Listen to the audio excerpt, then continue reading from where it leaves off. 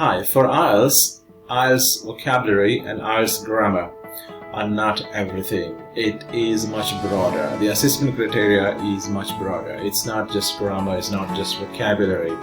In fact, for students to score high, they need to understand the criteria first. And that's what happens on my courses. They really also need to understand that it's not a requirement to sound like a native speaker of English on the IELTS speaking examination to be able to score high. That's what happens in my courses. So it's the establishing of the criteria, making it transparent to them, and making them understand that it's not just grammar and vocabulary that could guarantee or could help them achieve a high badge score, or they need to sound like native speakers of English to be able to score well on the IELTS speaking examination. These are the misconceptions that students really need to get out of the way for them to score high, and this is what happens on my courses.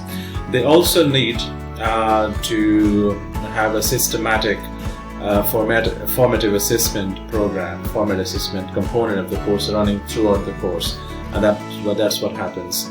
My name is Mohammed Sujat, and I am a trained IELTS teacher and trainer. I've been teaching IELTS for a long time now, in fact over 10 years. My first training course was in 2013, which I did with Cambridge English. Then I learned how to teach IELTS online. It was in 2013, so it's been quite a long time.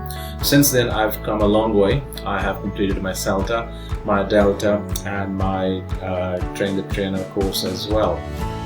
Recently, I've also been pursuing some more online training courses in order to become better at online teaching and also to train teachers and share the knowledge with my colleagues. Recently, I completed TLO, that's teaching language online, and also I completed e-moderation, another with e-consultancy. They are a prestigious consultancy firm with different big names there.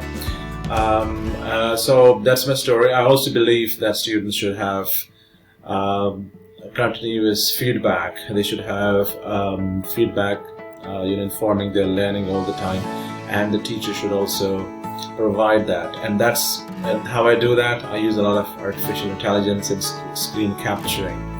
I record my video feedback. I give it to my students, send out a link.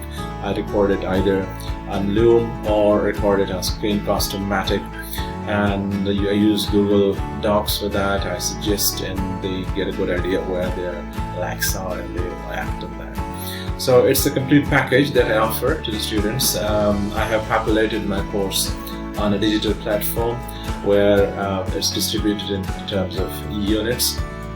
Now students obviously have access to all the material throughout the course, and they get to know their progress, and they are aware of where they are headed, how they've been making the progress. So as I said at the outset, it's the realization, it's the gap that the students realize where they are and where they need to go, which really keeps them motivated throughout the course. So that's what defines my philosophy of teaching, and that's what keeps students motivated, and the results are really great. Students have been achieving the results in the average, in the range of 7.5 and 8.5, and I'm pretty happy with that, and students are also happy with that. So that's the story, and that's the summary of what I do, and I'll be very happy to discuss it further and see what else I can do. Okay, thank you, bye-bye.